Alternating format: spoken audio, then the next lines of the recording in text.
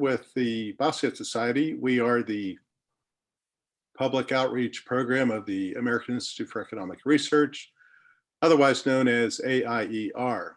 If you would like to learn more about AIER and the Bastiat Society, our website address is aier.org.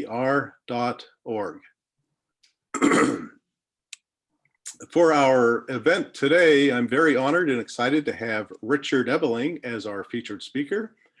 He will be speaking on the topic of government monopoly money versus free market money. Over the past year, the Federal Reserve has engaged in unprecedented intervention in the financial markets, with its balance sheet expanding by almost 80% to a record $7.5 trillion.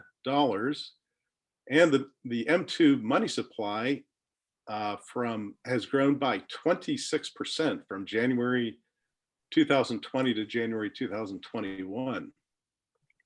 Given the ever-increasing involvement of the Federal Reserve in the economy with record government budget deficits, Dr. Ebeling will examine the historical experience of the Federal Reserve and government-controlled monetary systems, including the gold-based monetary systems of the past centuries.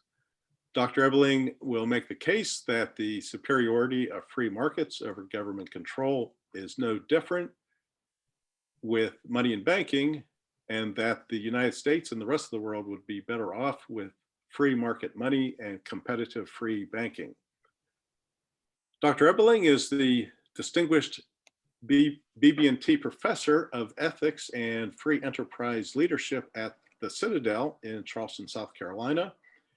He has been a recognized leader in the Austrian School of Economics for many years. He is a prolific writer, having authored numerous books and articles. His books include Monetary Central Planning and the State, published in 2015.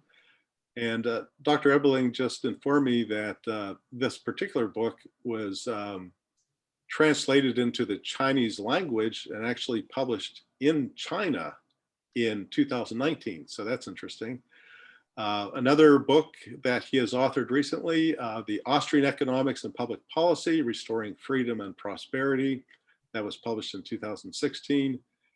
And most recently, his book, The New Liberalism, For a New Liberalism, published in 2019.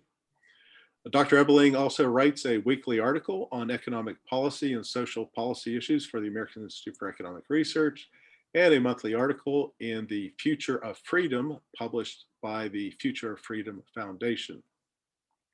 Dr. Ebeling has a long and distinguished career as an economics professor. Prior to his current appointment at the Citadel, Dr. Ebeling was professor of economics at Northwood University in Midland, Michigan. And prior to that, the Ludwig von Mises Professor of Economics at Hillsdale College in Hillsdale, Michigan. He has also served as the president of the Foundation for Economic Education from 2003 to 2008. Dr. Ebeling received his PhD in economics from Middlesex University in London, England, his MA degree in economics from Rutgers University, and his BA degree in economics from California State University, Sacramento. One last biographical point I would like to make about Dr. Ebeling that I think will be of interest to our attendees is that he had the very rare opportunity to develop a personal relationship with the late great Austrian economist Friedrich Hayek in the 1970s, when Dr. Ebeling was a summer fellow at the Institute for Humane Studies, where Hayek was a senior resident fellow at the time. So before we get started with our discussion, please note that we will reserve approximately 30 minutes at the end for a Q&A session with attendees. If you have a question that you would like to ask, please submit them using the raised hand button at the bottom of the Zoom screen. And now I turn it over to our featured speaker, Dr. Ebeling. Please proceed. Thank you. Thank you, Steve. It's great to be with you. It's great to be with all the participants in the Zoom program. You mentioned that I had had the opportunity to meet Friedrich Hayek and spend a bit of time with him. Um, this happened during 2 summers in the 1970s. After Hayek had won the Nobel Prize in 1974, the Institute for Humane Studies, as you said, would have summer research fellow programs. I was there both those summers. And by a nice coincidence, so was Hayek, as you mentioned, a senior fellow. And I had the good fortune to have my office located next to his both summers, only about 1 or 2 doors down. Now, I was in my 20s at the time, and he was in his now approaching late 70s. And from the perspective of being a mid 20-year-old, he seemed ancient to me. So I used to think every day this could be his last day. He's going to die, right there, 70s. He could just keel over and pass away. Of course, he lived until he was 92. So I figured I had to take advantage of this. So being brash and impetuous, whenever he was around, which was several days out of the week, I would knock on his door and beseech him to give me a bit of his time so I could sort of pick at his mind and his memories from the old days in Vienna with Ludwig von Mises, when he was opposing Keynes in the London School of Economics in the 1930s and so forth in his great battles against the socialists, as captured in his book, The Road to Serfdom. And I suppose a way to approach the subject today is one way in the context of Hayek's ideas. Hayek argued, building upon an earlier contribution by Ludwig von Mises, that socialism was an unworkable economic alternative to a market economy. And the crucial element that Hayek saw in this is that it is impossible for one man or a handful of even the most talented, skilled, and knowledgeable of men to have the knowledge, wisdom, and ability to centrally plan an economy. That the knowledge that you possess, the knowledge that I possess, the knowledge that the rest of the approximately 7.5 billion people who occupy this shared planet of ours is more in terms of its detail, its intricacy, its qualities, its texture, that is more than any one group of minds could ever know. Yet we are dependent upon each other's knowledge. We talk about a division of labor, the butcher, the baker, and the candlestick maker. But there's a wide array of different textures and forms and qualities and layers of knowledge, spoken knowledge, inarticulate knowledge, scientific knowledge, the particular knowledges of time and place. And each of us possess different portions of this knowledge. And that is knowledge that we have that others do not. The question then becomes, in society, how can we benefit from all that others know that we don't? And reciprocally, how might some of those people out there benefit from what we may know as a particular and unique person that could benefit them? Hayek's point was that central planners can't do this. So what the best means and method to do so is to rely upon the competitive arena of the marketplace. He argued this for 2 reasons. How do people communicate? They communicate through the price system.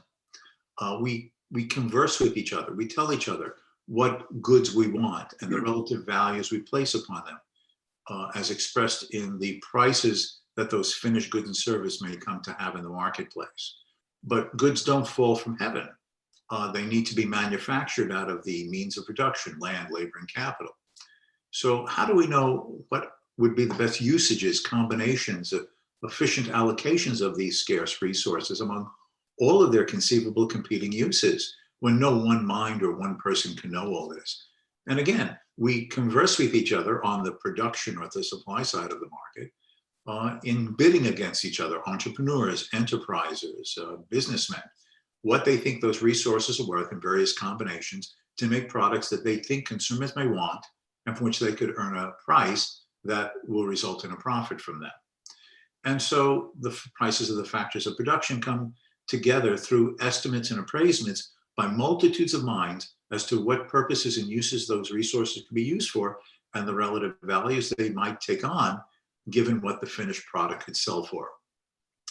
It is these prices that serve as the means of coordinating, integrating, synthesizing all that people know and can do and could inform others about to solve the problems of of the society. And how do we know that this problem gets solved? Well, we see it all around us, right? There's goods in the stores, the crops are grown, the goods are manufactured, the services are provided, and invariably in the way, shapes, and forms, and often at prices we're willing to pay, without anybody centrally planning this. Hayek also emphasized another aspect of the market, a theme that he wrote about later, captured in an essay he wrote called Competition as a Discovery Procedure. How do we even know what people are capable of, what they could do, unless we try? The analogy would be a foot race, let me suggest, like a marathon. Who can come in first? Who can come in second? What would the relative place times be? We really don't know the answers to these in the specific circumstances of a moment, unless the race is run. Only by the doing do we discover who can be better at some things than others. And even more so, how do we even know what we personally are capable of unless we ourselves choose to try to discover what is in us? To make an analogy, well, actually an example, when I was young, I used to run myself. I used to run about 7 miles a day, 7-minute miles. And I would occasionally run in 10Ks, and I was competing against others in these races. But every day I went out for a run, I was also competing, even though there was nobody else around me. I was competing against myself. Could I run a little further? Can I pick up the pace? Can I sprint a little faster back to my home? I didn't know my own potentials and possibilities in general or on a particular day unless I was willing to attempt to discover what I could do. So the market is a means by which we discover the potentials in people, both in themselves and relative to others. And the competitive price mechanism is the means by which we talk and convey knowledge and information to each other for successful use of what each knows to bring about a coordination of, as we summarize it, in all the supplies and all the demands of the society. Now, Hayek and Mises use these kind of arguments against the idea of a centrally planned economy in general. But let me suggest that the most fundamental problem with our current monetary system is that it is nothing less than monetary central planning. The government monopolizes the control of the money supply, by which I mean the Federal Reserve. I know the Federal Reserve is supposed to be an independent agency chartered by the Congress back in 1913. But if you have a board of governors nominated by the president and approved by the Senate, like an ambassador or a cabinet post, if you have employees there who are basically in civil servant grade positions, and if at any time the charter could be modified and changed at the decision-making of the members of Congress and a signature from the president, then it's very difficult to say that this is really an agency that is not part of the government. But the fact is that the presumption is that this agency, this branch of the government, the central bank, will have the monopoly authority to control the money supply, to issue the money supply, to indirectly, through its variations of the quantity of money, to affect its value or purchasing power in the society, prices rising, prices falling, prices staying the same.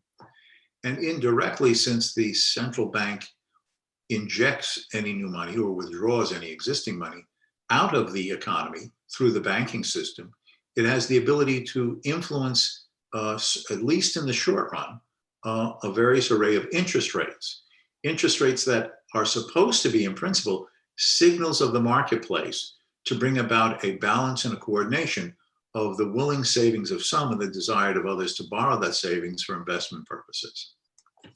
The question is, can a handful of men, a board of governors, made up of nominees of the president, have the knowledge, wisdom, and ability to know what interest rates should be, what the quantity of money in the economy should be, what the value of that monetary unit should be, both in the United States and relative to other currencies? Because by changing the quantity of money and the value of the currency, you therefore have the potential of influencing the value of that currency vis-a-vis other monies in the world. If you ask these questions, then you can juxtapose it to the history of the Federal Reserve of the 20th century and beyond now. It opened its doors in 1914, but when we entered the war, the First World War, in April of 1917, for the next year and a half until the war ended in November 1918, the floodgates of printing money was open to fund a war that otherwise might not have been able to be so easily covered by President Woodrow Wilson, if not the fact that 40% of the government's war expenditures was covered by Federal Reserve money creation to cover loans of the US government. The 1920s, they tried to manage the monetary system and try to maintain a stable price level at a time when the economy was growing, and probably other circumstances remaining the same would have resulted in a gently falling level of prices due to more goods available at lower costs. But instead, they attempted to artificially keep prices high, maintaining quote a stable price level, but beneath the surface, bring about imbalances between saving and investment that set the stage for the downturn of the early 1930s. And then in the early 1930s, the banking system collapsed. The monetary money supply contracted by 1/3. And then throughout the 1930s and into the war years, the government needed money, the New Deal, the war expenditures, and the Federal Reserve accommodated it again. And then following the Second World War, we have been on a roller coaster of booms and busts of either moderation or severity, all of which has involved huge periods of monetary expansion, just in the current 21st century. In 2003, the then chairman of the Federal Reserve, Alan Greenspan, concluded that America was threatened with a deflationary tendency. So he basically began a process of significant monetary expansion. Between 03 to 08, the money supply measured by M1, M2, MZM, particularly MZM and M2, increased by approximately 50% in a 5-year period. Then when the Fed reined it in, the house of cards collapsed and we had the financial and then the accompanying more housing market collapse. And then from then on, from 09 until 2019, the Federal Reserve increased the money supply dramatically as well, okay? And then now, as Steve pointed out, in the last year, they have just exploded with a monetary expansion, mostly, though not exclusively, to fund this massive budget deficit that first Trump and now Biden is imposing upon the economy as a whole.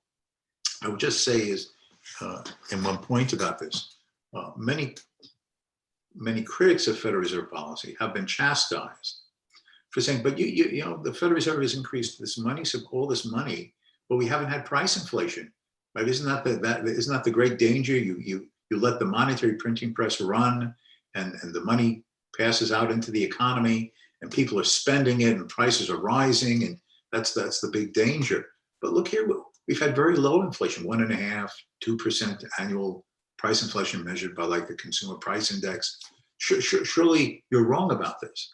It isn't that's wrong. It's just that the Federal Reserve has been playing a trick for the last decade. And that trick has been, they gave themselves a new tool.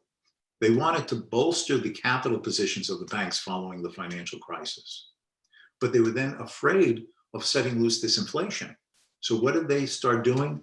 They started offering commercial banks a slightly higher rate of interest to not lend the money to you and me than they could earn by lending it to you and me. And the difference is a small fraction, but when you're talking about, you know, billions of dollars, the little fractions add up to a nice interest return. And in fact, if you look at the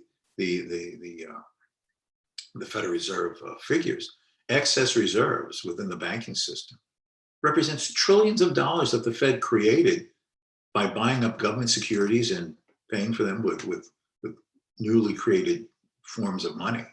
But they're just sitting there unlent because they have bribed the banks not to lend to you and me. This is a huge monetary overhang, if you will. So at some point, something's got to be done. Either the Fed keeps trying to keep playing a game that it pays banks not to lend to you and me, and in that itself, it's distorting interest rates, or it has to figure out a way to suck all that money out of the banking system, or eventually all that money will flow into the economy and the danger of severe inflation will eventually hit us. Now, in a nutshell, that's the essential problem with the central bank. They don't know what interest rates should be because markets should be setting prices. They don't know what the competitive circumstances of savings and investment and market conditions in general are because they try to manipulate and control them. And then finally, they constantly come under political pressure. They say they're independent and they parrot this phrase. But the fact is that if the Federal Reserve had not, over the last 10 years, and certainly during the last year of the COVID crisis, had not opened the monetary spigot, the Congress, whether it was under Republican hands or Democratic hands, the Congress would have threatened to take away, quote, its independence in some form if it did not accommodate the US Treasury in creating money to basically pay for all of the debt that has been issued over this last decade and now beyond that. So it is not able to manage the system. It is open to political manipulation. And there is going to be no end in sight of this for as long as this is the institutional circumstance. Now, it's easy enough to criticize the Federal Reserve in this way. There are many critics of the Fed, left, right, and center, all of whom want to do one thing. I know what the Fed should do better than what the Fed is doing. If I was the chairman of the Federal Reserve, this is how I would set interest rates. If I was the chairman of the Federal Reserve or a member of the Federal Reserve offering my opinion, this is what I would suggest as monetary policy for the rate of monetary expansion. If I was, in other words, if I was a central planner, this is how the central planning would be managed and operated better than those bad and incompetent central planners are doing. So if only I was made czar of the central bank. But there is no way to be a good czar, a knowledgeable czar, an all-knowing czar. The fact is that a central planning system fails because without competition and a price system, people have no way of communicating with each other what the real supply and demand conditions are, what the balancing of those supplies and demands for market prices could and should be, and to create the incentives for people to respond to opportunities that come their way to serve the consuming public. That means that at the end of the day, the only solution we have to the current circumstances is to get out from under the Federal Reserve. Now, to be honest, before we started today, Steve and I were talking a little bit, and the issue came up, which I was going to mention anyway, was like, is it even possible to abolish the Federal Reserve? Well, of course, it is possible to abolish the Federal Reserve. That which Congress has created with an act, the Congress can take away with an act. And there are precedents for government agencies being abolished. Some of you may remember or know that around 1979, through an act of Congress, the Civilian Aeronautics Board, the CAB, was abolished. That was the main federal regulator of the airline industry, setting rates and routes. CAB was abolished. The telecommunications industry was deregulated after AT&T for decades had virtually a monopoly over all telephone communications, and that opened this. The television industry was deregulated, and we were no longer linked to just the three networks of ABC, CBS, and NBC. And now this plethora of satellite television, cable television, streaming services have just abounded, from having had just three alternatives to multitudes of dozens, if not hundreds of them. So of course it is possible to abolish an agency or free up a market by deregulating. But it is without a doubt that to form a consensus for the actual abolition of the Federal Reserve, to have an act in which on a certain day its doors are closed and the property is sold off to somebody in the private sector, if nothing else, to make condos with somewhere, is unlikely. So what is an alternative avenue to at least free people from this monopoly central planning agency. And I would suggest that a starting point is to start with still a difficult but an easier step, and that is eliminate illegal tender laws, where the government formally says what is lawful money. Okay, that you have to deal in this type of currency or medium of exchange. It is the only one that is primarily going to be recognized in contractual obligations and market transactions, and which you have to make all your payments and meet all your debt obligations in terms of, including to the government. By eliminating just these legal tender laws, you would immediately give the citizenry of the society the option, if they chose to take advantage of it, to not use Federal Reserve money. You're immediately saying they could use another country's currency. Maybe some Americans would have more confidence if we got into a bad inflation using the British pound or the European euro or the Japanese yen or any other conceivable types of money, the Swiss franc. Or they could choose to enter into contracts much more widely in various types of historical commodity monies, gold or silver, for instance, or the broad market acceptance and usage of one or more cryptocurrencies, or combinations of all of these. But the crucial element of doing this is that now individuals would have options to free themselves from the direct control and abuse of the government's hand on both the literal and the metaphorical monetary printing press. As an example, I was invited to give a series of lectures in Brazil back in the late 1980s. And at that time, the Brazilian currency was called the cruzado, and they were going through a hyperinflation, which is usually defined as prices rising on average in general by 50% or more a month. Well, prices were rising several hundreds of percent a month.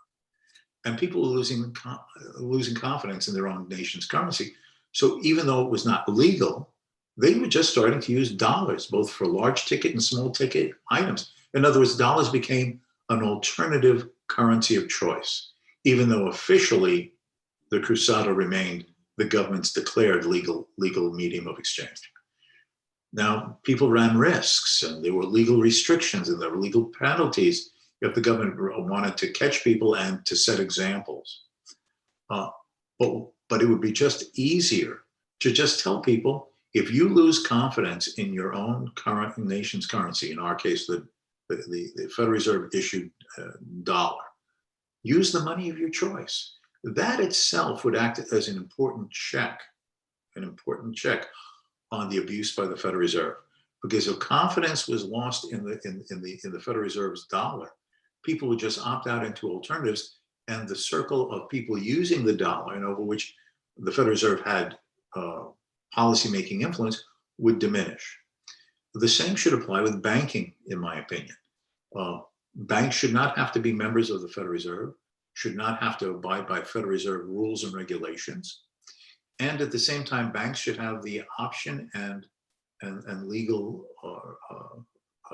status of being able to accept deposits in any medium of exchange, either another country's currency or commodities, that the deposit is found useful to use for those purposes, which the bank would then store and undertake its regular business, banking business with, in the name of its depositors. That would be the way to be institutionally easing out of a central banking system by allowing the potential of a parallel private sector banking system and potential currencies. That is the only way, in my opinion, to break the hold of this. I know that every time the Federal Reserve follows an unsuccessful policy, what is said? Well, we've learned from our mistakes and we'll get it right next time. But the problem is, we've had since 1914 a whole series of these, we got it wrong and we're going to try to get it right the next time.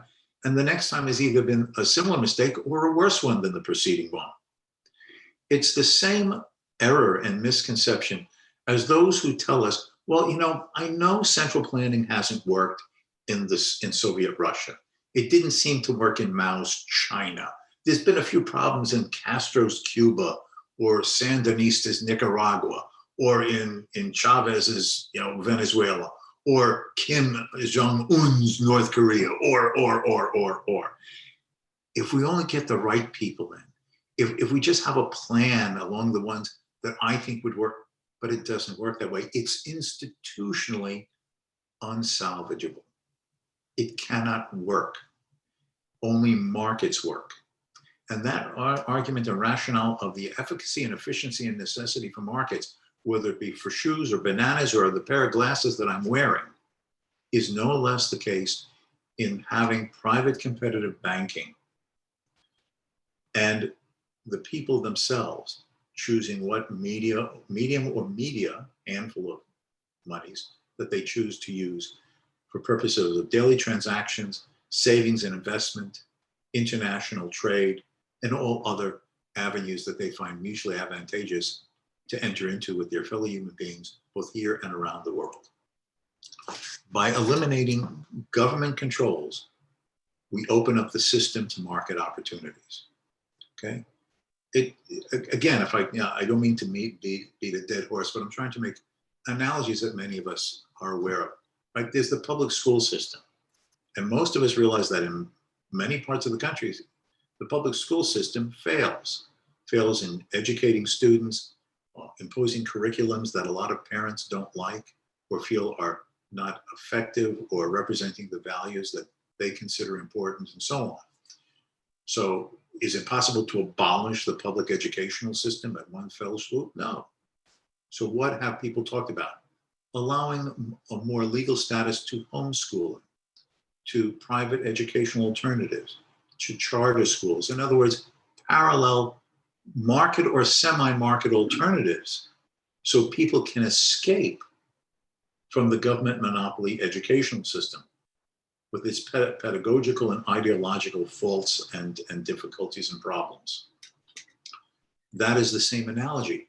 If we can't get rid of the Federal Reserve, then allow parallels outside of the Federal Reserve that people can select from and have choice in money and currency, the same way we talk about choice in education and school. And if we follow that path, not overnight, but at the end of the day, we may be able to free ourselves from the dangers of rampant inflation, if and when it comes again, and from suffering as victims who cannot escape from the abuses of monopoly government money. Thank you very much. All right, thank you very much, Richard. So I'll start off our Q&A session. I see we have a few questions that are starting to come in, but I'll start off with a question about sort of the historical experience with central banking. I did want to get into that a little bit because I think it's something that a lot of people are just not that knowledgeable about. I wonder if you could just touch on sort of the history of central banking, in particular, sort of the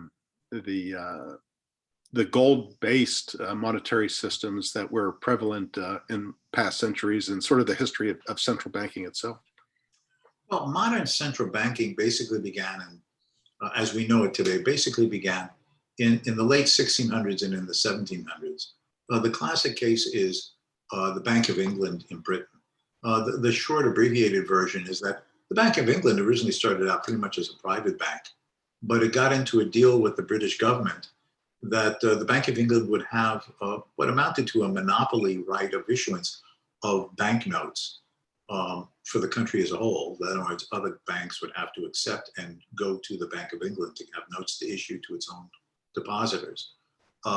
In exchange for the Bank of England agreeing to become the government's banker, which basically means when national emergencies arose, which back then almost always meant wars, the Bank of England would cover the government's deficit spendings to finance its war activities through printing banknotes.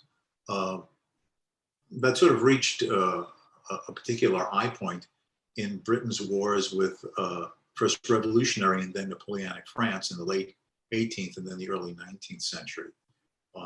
In the 1790s, the Bank of England was finding itself in the position of printing so many of these banknotes to fund Britain's wars with France and France's allies on the continent, that it was facing solvency problems. The notes were going out in circulation because the government was spending them. People became concerned about rising prices and the trustworthiness of the notes and were turning them in for redemption. And the Bank of England was getting very concerned about a serious drain of its gold reserves.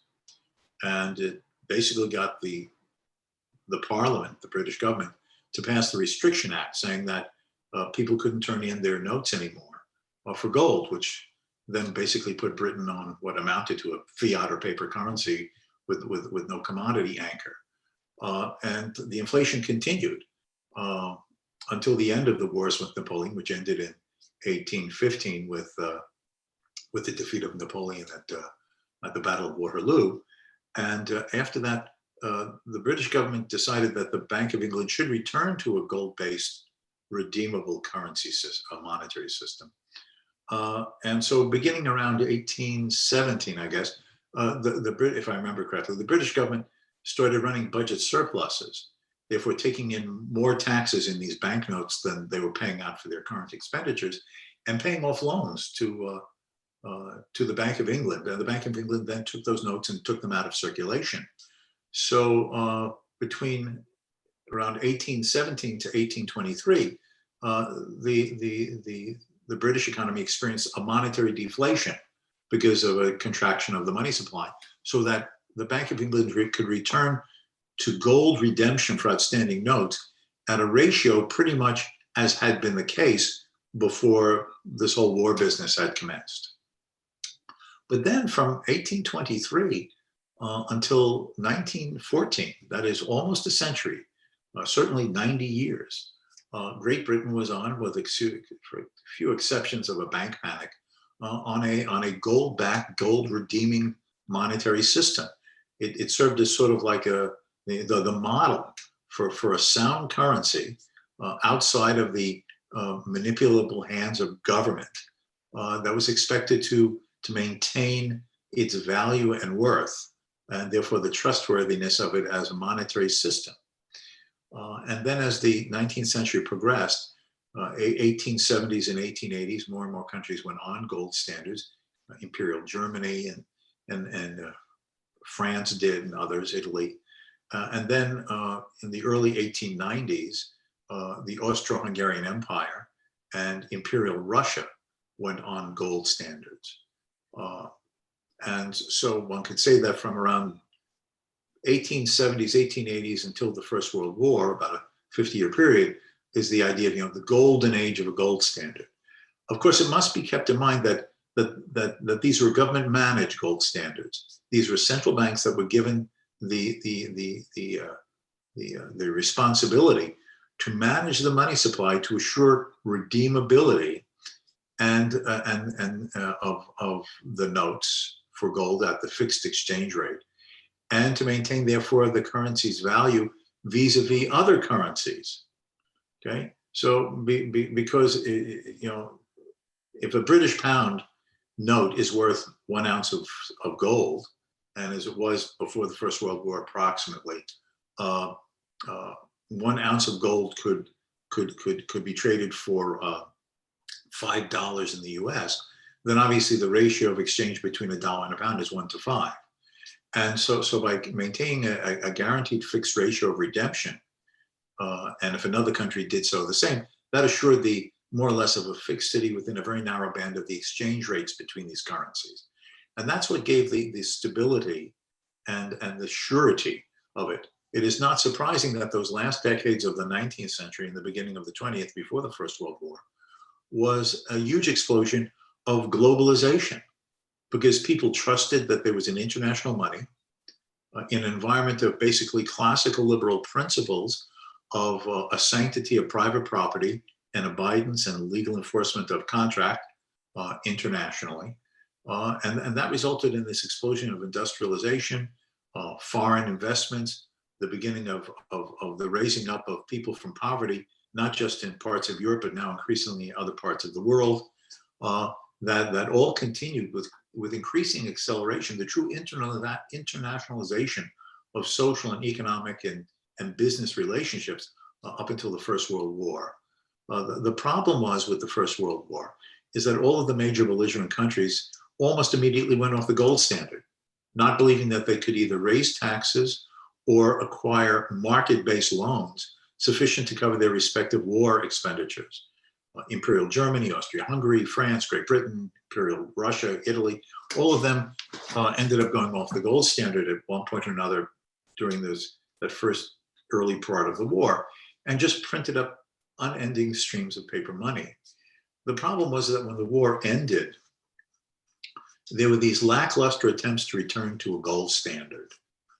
In Great Britain did in 1925, the French did. The Germans went through a massive and destructive hyperinflation that only culminated in the autumn, November and December of 1923. The new Austrian Republic, the successor to the Austro-Hungarian Empire, after it disintegrated, it too went through hyperinflation. All of these were but in the mid 1920s, there was these attempts to end these inflations and to have some forms of gold standards, but they were gold standards without going into a lot of detail that had nothing to do even with the central bank managed relatively hard gold standards before the First World War. And with the coming of the Great Depression, the gold standard basically saw its end as a formal and official institution. Indeed, this year, in September of this year, will be the 90th anniversary of Great Britain ending redemption of its currency for gold in September of 1931. And Britain doing that sort of shook up the system. If Britain goes off the gold standard, well, and then in 1933-34, the United States, under Franklin Roosevelt, went off the gold standard. The French did in 1936. And so that the governments of the world wanting to have free hands to try to manage recovery programs in the Great Depression was the final eclipse of a formal legal gold standards around the world. For those who maybe know a bit of this, they'll say, but wait a minute, but didn't the US government still meet its note obligations in terms of gold redemption internationally? Yes, that's true. Americans were denied the authority to redeem their notes for gold in early 1933, not long after Roosevelt was inaugurated. But until during Richard Nixon's time in the White House in the early 1970s, foreign governments who were holding sums of dollars could, in principle, demand gold payment. And that's what the then president of France, Charles de Gaulle, was fearful of he was going to do, to demand gold for dollars sitting in the French central bank. And so then with Richard Nixon, a Republican president, the US was formally taken off all legal or de jure forms of the gold standard, because even now foreign governments could not redeem their dollars for gold. And basically we have been on fiat currencies ever since, not just de facto, but de jure as well. Okay, thanks, Richard. So we've got a number of questions that have come in, and I have to apologize to our attendees that I misspoke about which button to click on at the bottom of the Zoom screen. I mentioned to click on the raise hand. Actually, I should have instructed to click on the Q&A button at the bottom. So I see that one of our regular attendees, Wayne Abernathy, had a raised hand question. So Wayne, I definitely want to give you, I think you were the first one to raise your hand. If you could, let's see, if you could submit a question through the Q&A. Okay, I'll do that. Okay. Oh, Wayne. Okay, I got you. Why don't you just go ahead and do your question through the audio? Thanks, Dave. Somebody unmuted me, and I'm happy to ask the question. And it's very, very helpful to Professor Ebeling. I really appreciate your not only the economic information you're providing, but the historical background and how we've had experiments in different types of currencies and so forth. I would just like to maybe draw you out a little bit more on the principle with regard to competing currencies. And as I'm sure you're very well aware of, and I've tried to toy with understanding them even better, the concept that when you have competing currencies, there's a rule that says that the weaker currency will drive the others from the market. And I'm wondering if you could bring that into the conversation as well. Well, I'm not sure that that's true. I think it'd be the presumption would be that people would want to deal in the weaker currency. Now, obviously, in any type of situation where there's inflation or feared inflation and the currency falling in value, there are people who gain from that. Usually think of the debtor benefiting from a depreciating currency in which his debts are denominated. But the fact is, if you're talking about daily transactions, thinking about events in the future, I would think that it's more likely that the weaker a currency is, and the more likely it's considered to remain weak vis-a-vis others. That is, its money vis-a-vis its own domestic uses and its international relationships is one in which purchasing power is relatively low and might even fall further. I would interpret that as more likely to make it unattractive for people. Indeed, when Hayek wrote that essay on, or gave that speech, which was published, called "Choice and Currency," that was basically his idea. That if let's say, as it was often notorious to, the Bank of Italy with the lira were to keep issuing its currency, and Italians became concerned of a weak currency that was getting weaker and weaker, they would just opt out of that. Now, of course, he was writing this before the euro currency, and he would say, well, then an Italian could just, through mutual arrangements with whom he interacted in the marketplace, start using French francs or German marks or British pounds or Swiss francs. And as a consequence of this, the confidence and circle of use and viability of the Italian currency would become increasingly in doubt, so that either the Bank of Italy would have to mend its ways and restore confidence and a greater certainty of value of those who held its currency, or it would just basically see everybody walk away from it. As I was mentioning in my comments, that has certainly happened when people, even with existing legal tender laws, choose to, outside of the legal system, use alternative currencies of choice during hyperinflations.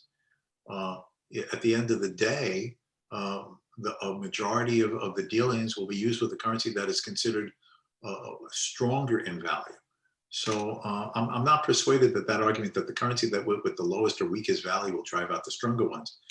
If I have to hold two types of currency, would I prefer the one with a higher purchasing power per unit, in terms one unit of it enables me to buy a lot of stuff, or a currency that has a low purchasing power and I need a lot of that money to buy a comparable amount of goods and services? So I'm not sure that a weaker currency would drive out the stronger. Okay. Thanks, Richard. So we have about 25 minutes remaining for our event, and we've got some really good questions that have come in. We've got at least 10 or 12 good questions that have come in. So Richard, I'll try to get through these as quick as possible. So that means your answers will have to be probably abbreviated. So let me start off with one here from Leo. Leo is actually a Bastiat Society chapter director out in California. So Leo's question is, how would a free market money apply to a small state or country that is subject to economic manipulation and pressures from larger states? Well, I suppose that my answer to that would be is that it wouldn't matter, because we're not talking about a smaller country. We're talking about individuals. A free monetary system means that it's individuals choosing their money. It's individuals choosing the medium of exchange in which they're going to enter into long-term, short-term, everyday transactions or investment contracts. So whether you're in a big country or a small country, the individual would be at liberty to use the monies that he chose. I gather what you're saying is, well, let's suppose that, like a little country tried to do X vis-a-vis a big country, and a big country didn't like it or whatever. But the point is, I'm not thinking in terms of central banks and governments. I'm thinking of denationalizing money, which was the title of a famous monograph by Friedrich Hayek, on having private competitive monies, to denationalize money. My idea of ending legal tender laws and allowing banks to freely deal in any currency or medium that their depositors and they chose to facilitate for are individuals. In other words, it wouldn't involve nations or governments at all anymore. Now, can governments manipulate situations? Of course. But the important thing is that to give individuals as many alternative avenues to minimize the damage or to escape from it completely without relying upon either their own government or the government that is choosing to play bully in some sense, as you're suggesting. All right. Thanks, Richard. Got another question here from Jim Bohr. Jim's question is, what do you think of the Taylor rule approach to monetary policy? Is this just another central planning by another route? Good question. Okay. The Taylor rule is named after a rather well-known economist. I thought I even had one of his books here on my shelf, someplace else. And his idea is that to have some type of an index that becomes a rule as to how the Federal Reserve should set interest rates based upon determining what would be a neutral rate of interest. That is, what would be the rate of interest in a market that is not affected by inflation or other exogenous factors to assure a balance between savings and investment and a certain monetary stability as a whole in the economy. I understand the logic of it. It is very popular. If you read Federal Reserve material, for example, in February, the Federal Reserve issued its annual monetary report, and they even have a little diagram there, a chart, saying, well, let's suppose interest rates were set by this rule or that rule, and one of them is the Taylor rule. But the fact is, in my humble opinion, it remains basically the central planning agency trying to move and set interest rates. The market should determine. There is savings in the economy, and there are those who are willing and interested borrowers for various investment purposes, whether it be mortgages or paying for your kids' college or planning an investment in which you're going to start a business, expand a business, do research and development, etc. There are those who want to borrow, and there are those who are willing to save out of incomes earned. And that the market should set that price, because any attempt to have a central bank set that interest rate is counting on them to know better than the outcome of the market itself. And so I appreciate the Taylor rule. Many people think it would be far better than what is guiding the Federal Reserve policy now.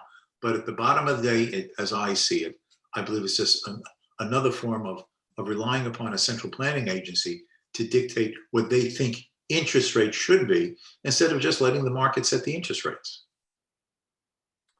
Right. Okay. Continuing on here. Let's see, from Jim Lordman. What are the risks of use of the Fed's relatively new policy tool of paying interest on banks' excess reserves held at the Fed? Well, you kind of talked a bit about that. Yeah, you see, the fundamental problem is that it creates this huge overhang. See, under the Federal Reserve rules, every member bank has to hold a certain amount of minimum reserves, some fraction of the value of all of its outstanding liabilities in the form of loans and deposits to depositors, their customers. Anything above this minimum, and by the way, if you read a money and banking textbook for the simplicity of the arithmetic, well, how much money will the banking system create if each bank has to hold a minimum reserve of 10% or 20%? In fact, in the real world, we're talking about legal minimum reserve requirements of like 1 or 2%. I mean, it's like the banks don't have to hold any money under these rules. But anything above that a bank has in its account is free to lend. Now, the Federal Reserve, as Steve was mentioning at the beginning, has increased the reserves in the banking system, but by trillions upon trillions of dollars. And you would expect this huge, massive inflation. Instead, as you're suggesting, and I tried to say in my earlier remarks, the Federal Reserve pays a differential interest rate that is slightly above whatever the rate of interest is right now that banks could lend money based on credit worthiness to you, me, or Joe and Bill. And by offering them a slight margin of extra interest above what they could earn from lending to us, the banks have the motive and incentive to just let it sit there as unlent reserves, which is now trillions of dollars of unlent reserves. Now, this is a huge overhang, because either the Federal Reserve always has to keep that sort of little differential running ahead of whatever the market rate would be to lend to you and me, so to keep banks sitting on this money, or they have to devise a way to suck it out of the system, which basically means they reverse what they're doing. You sell government securities to financial institutions. The financial institutions pay for it with these excess reserves, and the Federal Reserve extinguishes or takes out of the system that portion of the excess reserves. Or the answer becomes that that they stop doing this, or they can't completely successfully do it anymore, and banks find it advantageous to lend an increasing amount of those excess reserves to you, me, and the lamppost, and the result will be is a significant price inflation looking down the road. The fact is, the Congress has just passed this new spending bill, the stimulus bill, right? Almost $2 trillion, $1.9 trillion. There's no money, there's no tax revenue for this. If I can just make a digression for a moment to articulate this. The Congressional Budget Office recently issued one of their 10-year projections of U.S. government debt and deficits.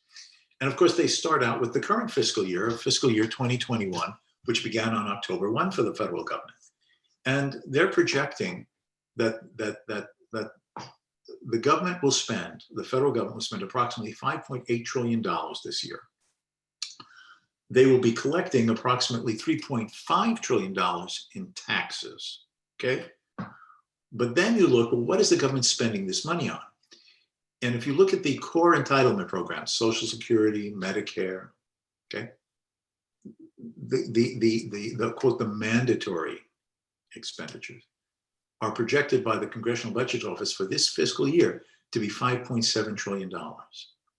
So in other words, they're projecting that the government is going to spend $3.7 trillion on entitlement programs when the entire taxes collected from all sources by the federal government is only going to be $3.5 trillion. In other words, entitlements are going to cost $200 billion more than all the revenue coming into the Treasury's coffers.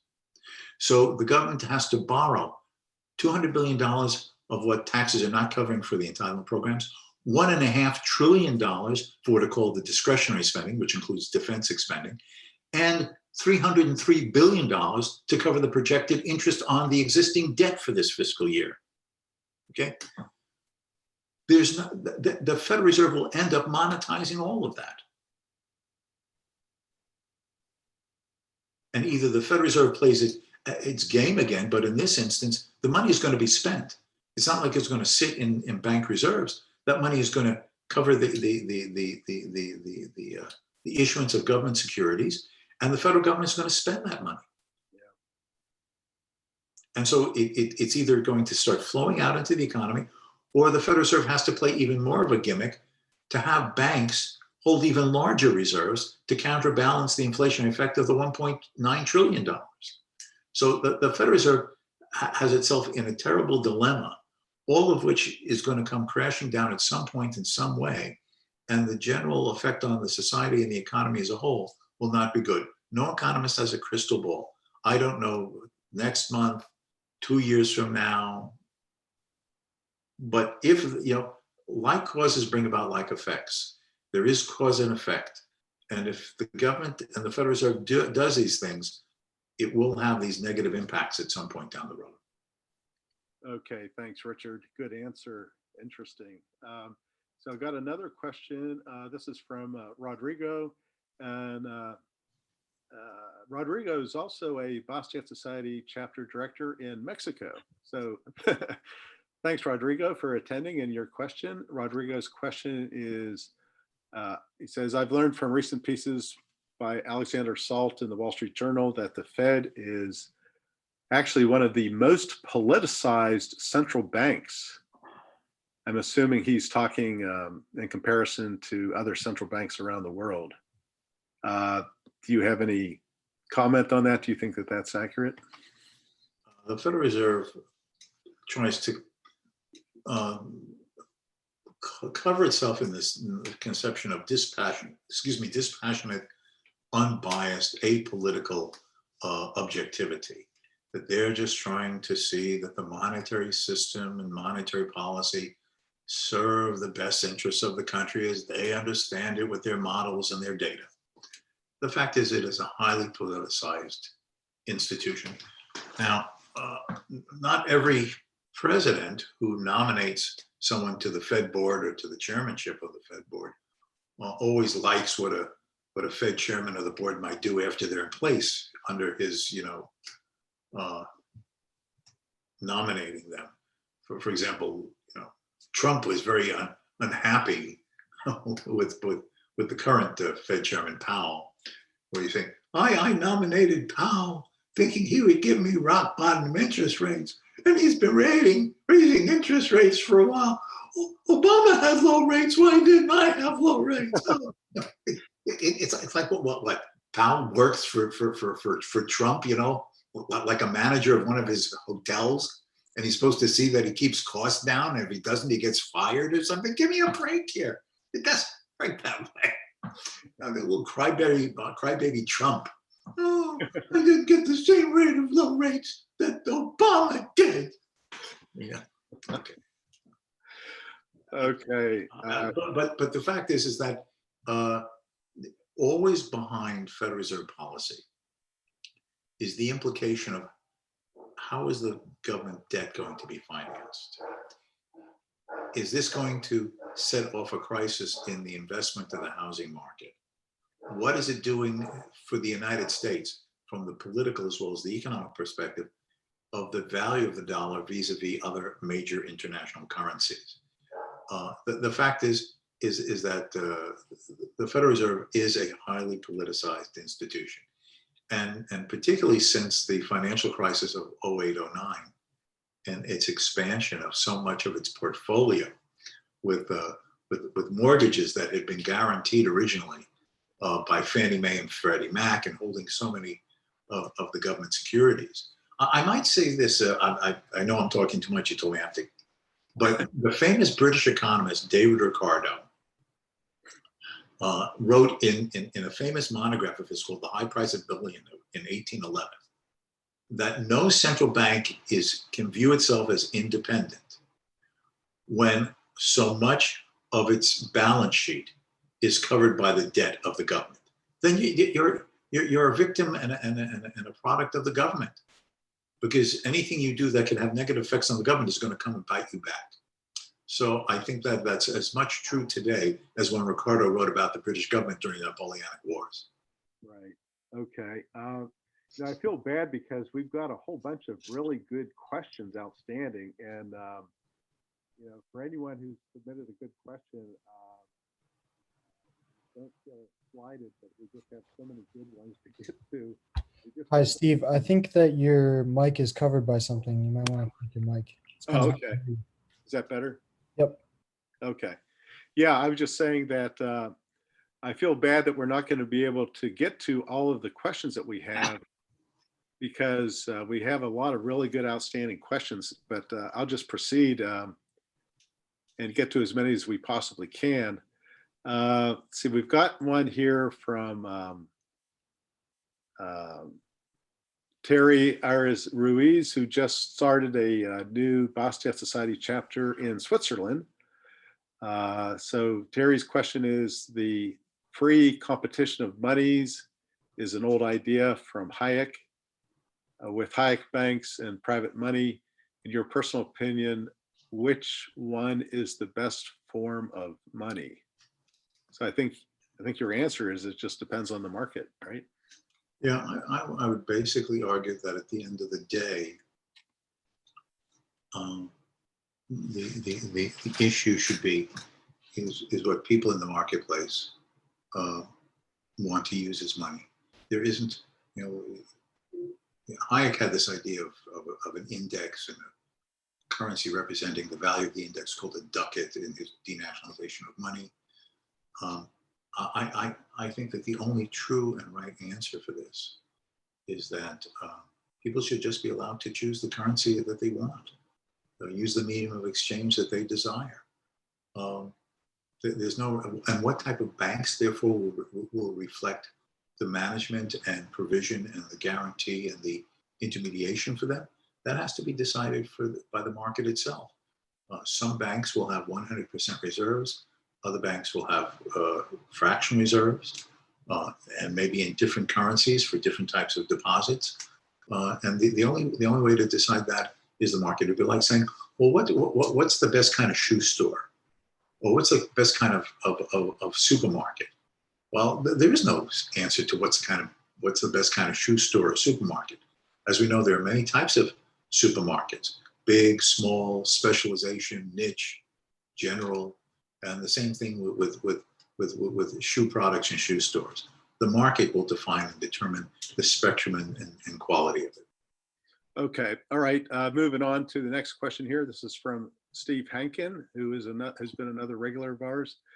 Steve's question is, why do most economists define money as a marketable medium of exchange instead of just as a medium of exchange? As such, why do most economists focus on the marketability of money while typically paying less attention to the money's ability to retain its value? Well, okay. Let me just, I have this question, but let me just read this one more time to make sure I understand it. Well, actually, this is all redundant rhetoric, because since the classical economists of the 19th century, if you ask what is a medium of exchange, it's the most widely used and generally accepted medium of exchange. That is money. So, you know, this might be used for some exchange purposes, that might be used for some exchange purposes, but that commodity that ends up by the interactive choices of the market participants themselves as the most widely used and generally accepted of these possible media of exchange is the money good. So money is just the most marketable commodity in general in the society. And then the second part of the question, I'm just opening it again to make sure I get it right here. Why do most economists focus on the marketability of money while typically paying less attention to the money's ability to retain its value? Well, I'm not, to be honest, I'm not even sure how to answer that because you know, another thing that is emphasized in what makes a particular commodity useful as a medium of exchange, besides ease of divisibility, ease of transportability, relative durability, when you talk about a commodity money, is that usually say something that is widely and highly in demand. That is, a lot of people want it, and it's considered relatively value in their eyes. So that if you have some of it, you can buy quite a bit of what other people are willing to offer in exchange for it. So in a sense, in the general understanding of a definition of money, as classically understood for a commodity, that includes its value. It's wide demand and value in the eyes of others that makes it marketable and worth using for that purpose. So I'm not sure if that's exactly correct, or some people just phrase it a little differently, and the other aspect is just hidden under the surface if they're thinking especially of a commodity money. Okay. Another question here. This is from Andrew Chalk. His question is, this is more of a Hayek question. What was it that Hayek said about information being dispersed, not stuck in one's mind? Hayek's point was here is that each of us have, I usually like to make the analogy when I'm talking to my students. If someone asks, where's all the knowledge of the world? Someone might say in the Library of Congress, one of the largest libraries anywhere, on every subject, old, new, fiction, nonfiction, everything. But all of that knowledge of the world resides in no one book on all those shelves. It's dispersed among all of the books in various types, forms, shapes, degrees of continuing relevance, more topical as new books come on the shelves. And so the same thing is that each of us have little bits of all the knowledge of the world in our respective minds, our experiences, our circumstances, the education we've had, the lessons we've learned in our little niches and corners of the society. Now, various forms of that knowledge can be beneficial in its use, not just to ourselves, but to others. But we cannot convey to others what we might have the ability to do for them, nor can we convey to others what their abilities might be able to do for us, unless there's a way of dispersing that knowledge. And knowledge is dispersed through the pricing mechanism. Hayek would say that is the minimum form of communications by which people can tell others what they can do and at what minimum price they do it, and what they'd like to have and what maximum price they might be willing to pay for it, without everybody having to know each other in immense details when we are separated by great distances, including like being halfway around the world from each other. So people possess knowledge, but it is the price system that helps to inform and disperse and then coordinate that knowledge. I've often argued that free prices, that is prices free from any government controls, should be protected by the First Amendment of the Constitution. Congress may pass no law breaching freedom of speech, because what are prices? It is the means by which we can communicate our abilities or our desires to others so we can coordinate our actions with them. It is a means of communication, like a newspaper, like social media, like a Zooming, right? We're communicating, we're exchanging ideas, we're giving each other information that hopefully each of us would learn or be stimulated to think about. Prices do the same thing. Prices are the medium through which people communicate about essential things in the marketplace. Okay, thank you, Richard. So we've reached our event time period of an hour and 15 minutes, but I still, because of these really good questions that have come in, I'd like to try to get to at least say 2 more questions. Sure, it's no problem. Okay, so got a very good question here from Jeffrey White. His question is, do you think the advent of cryptocurrencies is a good thing, given that their value is beyond government control? Good question. I think that the emergence of cryptocurrencies have had a number of positive things. First of all, it's informed people that there's ways of imagining a medium of exchange, a money outside of the hands of government. So it's broken the mindset that we either have government money or no money. Also, it has given people avenues of exchanging and acquiring wealth outside of the government. So I believe it has served a lot of these positive uses in showing that institutionally we don't need to have government money. But I would just say is that it's remaining still an open question as to whether cryptocurrencies like Bitcoin, for example, will end up being sustainable as alternative monies. Because right now they're speculative assets to a great extent. Their values fluctuate. They're still only narrowly accepted in everyday transactions.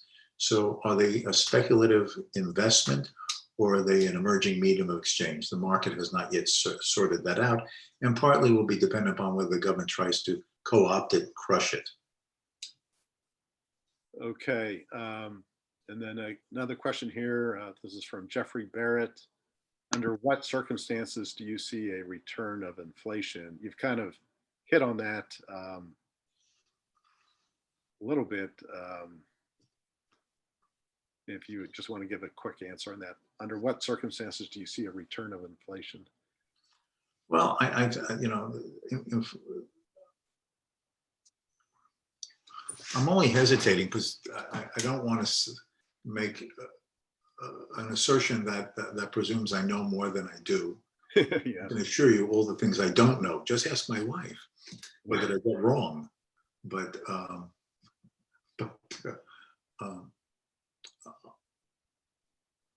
That's a very I difficult. expected an inflation in 08 and 09. Yeah. Or following 08 and 09 because of the monetary expansion. But then the Fed, like I said, plays this little trick about, you know, paying banks interest not to lend. But I'm more confident in the knowledge, since not the desirability, that it is quite possible that looking over the next couple of 3 years, the tightness of markets, the tightness of resources and raw materials, with this significant increase in currencies in the United States, the euro, and so on, that it is very likely that we will start seeing a creeping up of price inflation far greater than what we have been seeing in the last decade of 1.5–2% a year as measured by the CPI. Okay, another question here. This is from, not sure the name. Regarding inflation, could you talk about Federal Reserve notes held by foreign nations and how foreign demand for Federal Reserve notes could affect inflation here in the US?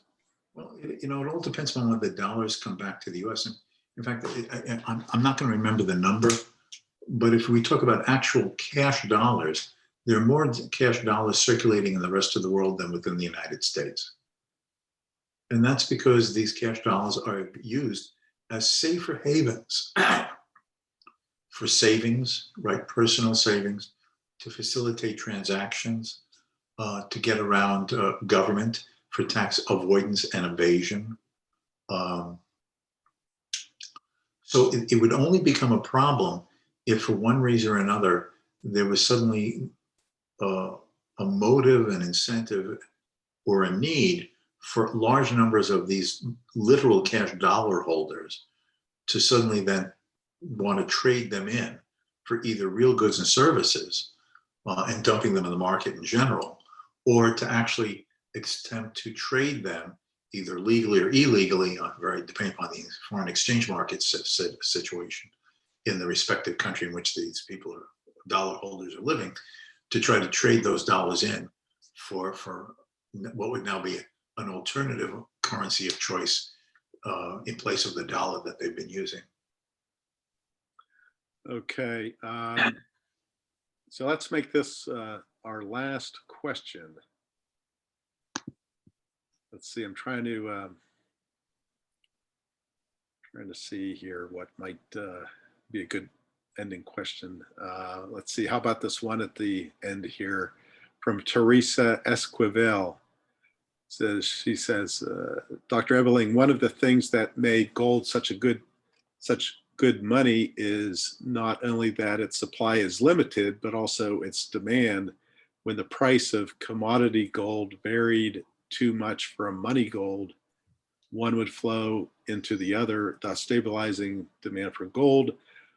Although much has been made about the supply of gold, or the supply of Bitcoin being fixed, there is no check on demand. Won't this eventually show that Bitcoin is an unreliable store of value because of unchecked fluctuating demand? You kind of touched on that already a little bit.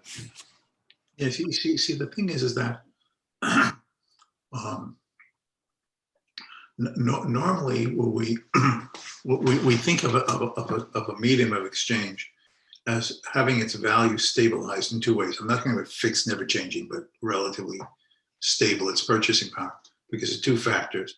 It's difficult to reproduce on the supply side. That is, with a commodity, it's costly to prospect and mine and transport and mint and bank and use and so on. So the costs of increasing a commodity supply like gold limits the fluctuation of its value on the supply side.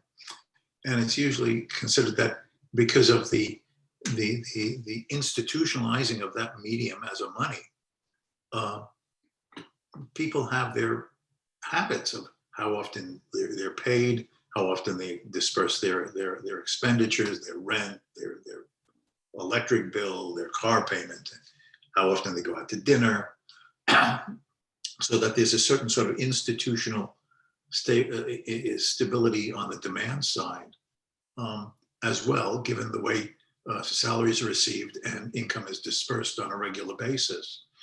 But the problem with Bitcoin is that it is not received as income in any meaningful way.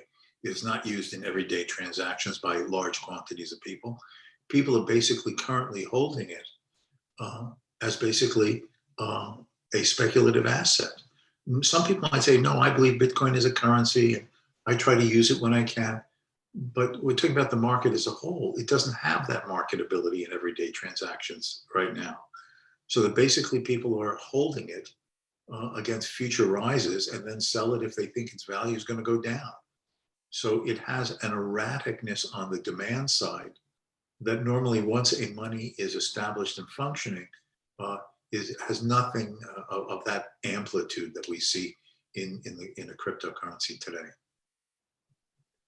Okay, well, Richard, we've gone past our time a little bit, but I really appreciate your taking the time to join us. This has been an incredibly fascinating and insightful discussion, and really appreciate you sharing your expertise on this. Well, it was my pleasure. I was happy to do it, and I want to thank all the people who logged in and spent this time with the Bastiat Society and with me for having done so. And if you have any further questions, you can get my email address through AIER. It's on the website, my little bio there. And I'll be happy to answer any further questions that someone might have that we couldn't discuss during this period. Okay, thanks very much, Richard. And for our attendees who submitted questions and we did not have time to get to them, I apologize. We just had a lot of really good questions that came in. So anyway, thank you all for attending, and all of you have a good rest of the day.